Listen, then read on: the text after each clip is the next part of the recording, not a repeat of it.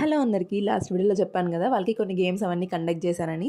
Like lemon and spoon, pick and run అలా conduct చేశారనమాట. వాళ్ళ సార్ వాళ్ళకి అందరికీ కలిపి లైక్ పిక్ అండ్ రన్ అయితే చాలా ఫన్ ఉండింది.